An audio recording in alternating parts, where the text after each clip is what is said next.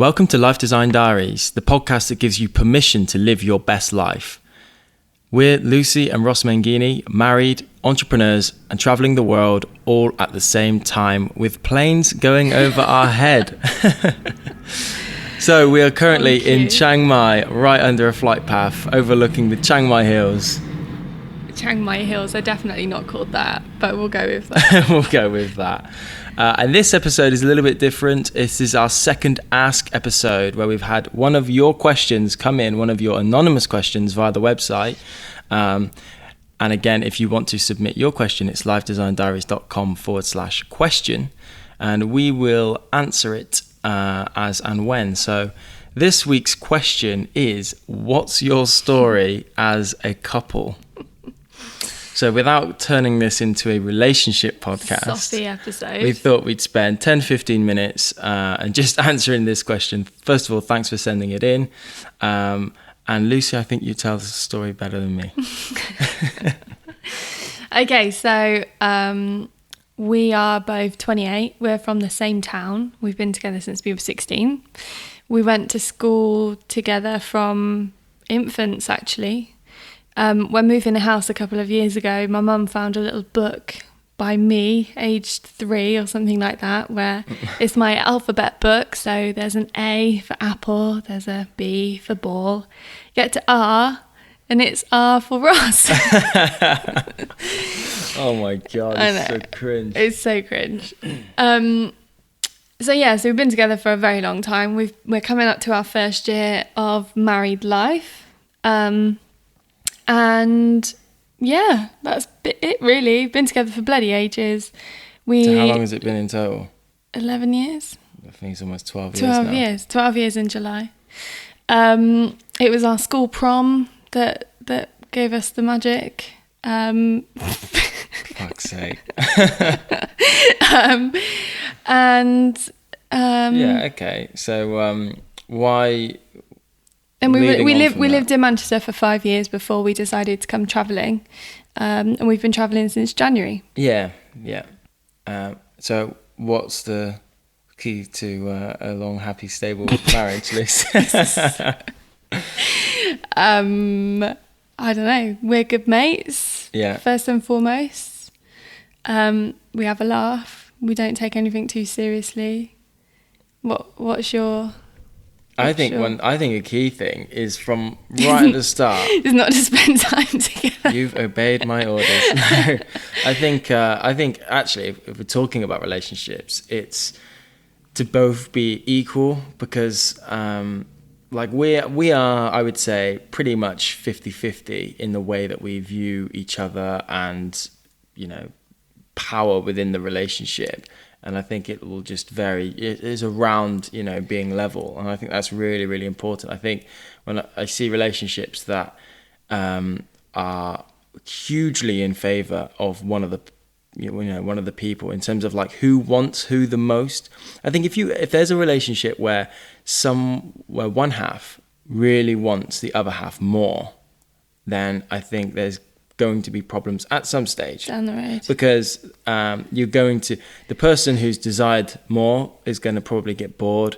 The person who's really desiring the other one is just kind of gets defeated. Yeah, so it's just important that it's 50-50 because that keeps it interesting for both parties. Definitely. Both of us are very similar in terms of like confident, want similar things, we enjoy similar things.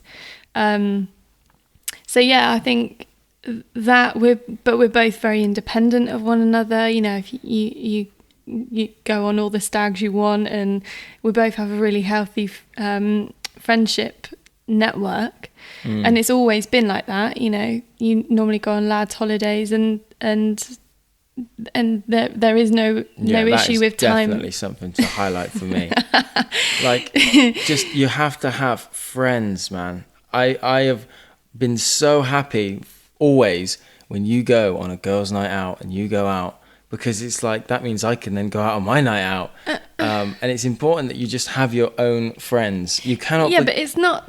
You're not happy because you get to go on a girls' night, out. No. You can go on your girls' night out.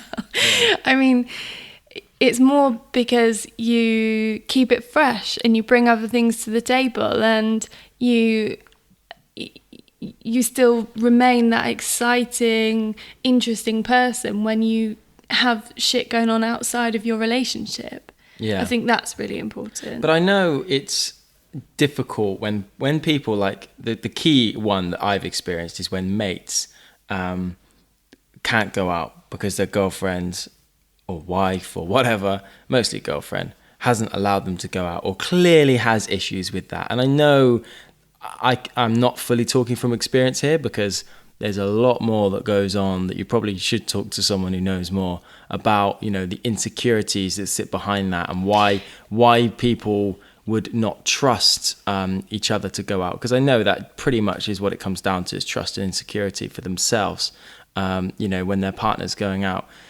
But it's just, I think that is so important to get over that, or to come around to that idea that when your other half wants to go out and socialize, that you give them that space. Because if you give indicators that that's not right, then that's just setting the precedent then for a long time, that's going to lead to, you know, frustration from the guys or the girls who feel like they're slightly restricted. That's going to lead to more and more problems down the line. So I just think having your own space and being individual, you know, separately, both being individual, and almost holding yourself higher than you do your partner, and vice versa, and accepting that that's the case. You know, you should definitely be the number one in your relationship, as in you.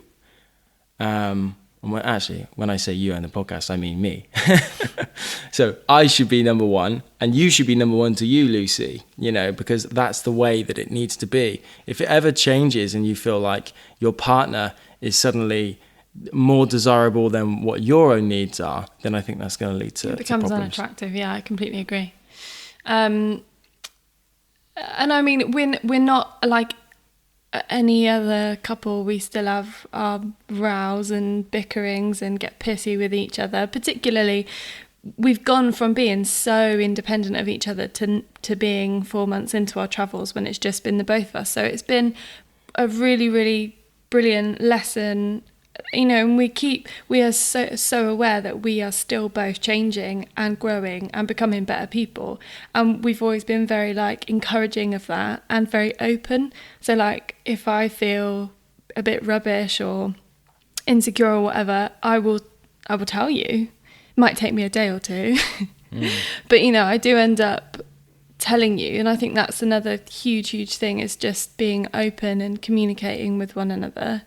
So yeah, what's the and I also think that you just need to both be open. If there's going to be longevity in a relationship, you both need to have sort of open-mindedness to change. Because, like, we've although at the core we're very similar, we've moved and changed a lot. You know, our passions change, our lifestyle changes, and so you have to kind of be going in the same direction.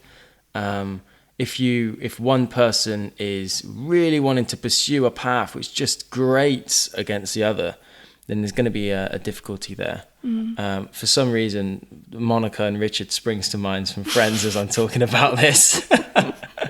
Monica wants babies, Richard doesn't, and there's Richard's just a problem. A lot older, yeah.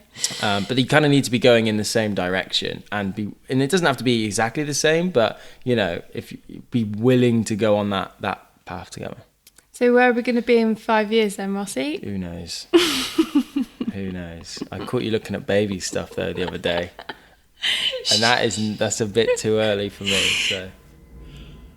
So as the plane goes overhead, we're not relationship gurus. That was just a quick 10-minute or so answer to your question. Thank you so much for sending the question in. And if we didn't get the question correct, please resend it in, just in case that you wanted an update on how we are now or whatever. That's how we've taken it. Is like, we've taken a couple of weeks to answer this. But it's probably good to give some context to the listeners anyway, about who these two are that keep talking to them every week on the podcast. So If we'll be doing more episodes like this. If you want to submit your own question, remember it's completely anonymous.